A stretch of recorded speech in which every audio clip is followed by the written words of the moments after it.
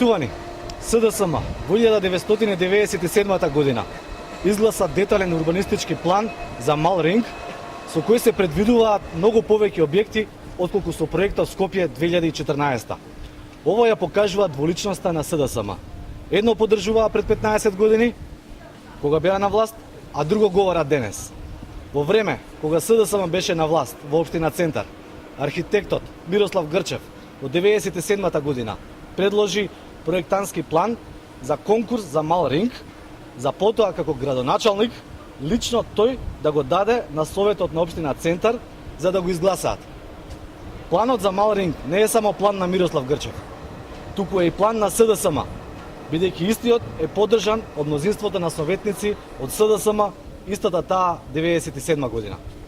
Скандалозно е што СДСМ за се што досега го напаѓаа ВМРО ДПМН за проектот Скопје 2014, претходно го имаа поддржано, гласајќи го ДУП, предложен и проектиран од нивниот тогашен градоначалник Мирослав Грчев. Разликата е само тоа што ВМРО ДПМН сега гради објекти кои се наменети за државните институции и се јавни објекти за граѓаните. А СДСМ и нивниот тогашен градоначалник Мирослав Грчев стартуваа маркици за приватни и деловни објекти како Тифани и Лумикс.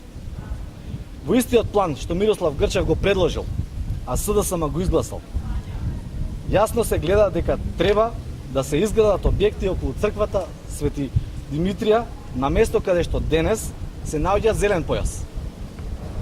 Исто така, објекти се предвидуваат од сите страни на објектот на Македонска опера и балет, повторно зафаќајќи делови од паркови, дрвореди и зелен појас. Прашањето до СДСМ е колку дрва ќе се исечеа со планот на Грчев, што СДСМ го поддржи, и дали и тогаш организираа нивните активисти протести или можеби ги гушкаа дрвата што Грчев сакаше да ги исече. Во ДУП за Мал Ринг, што Грчев го исцрта, а СДСМ го изгласа, јасно се гледа дека се предвидува објект на место каде што сега се гради црквата Свети Константин и Елена. Со оглед на фактот што СДСМ се противеше на изградба на овој објект, логично се поставува прашањето што бил планот на СДСМ. Дали можеби на местото каде што сега се гради црквата Свети Константин и Елена се предвидувала изградба на приватен деловен објект или можеби трговски центар. Со овие факти очигледно се разобличува манипулацијата на СДСМ. Не се работи за петте дрва, се работи за бизнис интересите на одредени лица кои заработуваа милионски суми на кирии од државните институции.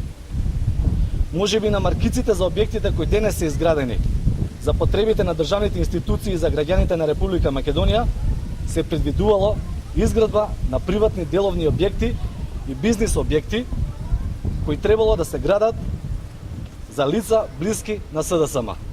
Ова е вистината за политичкиот театар што го приредува СДСМ и неговата продолжена рака Андреј Жановски.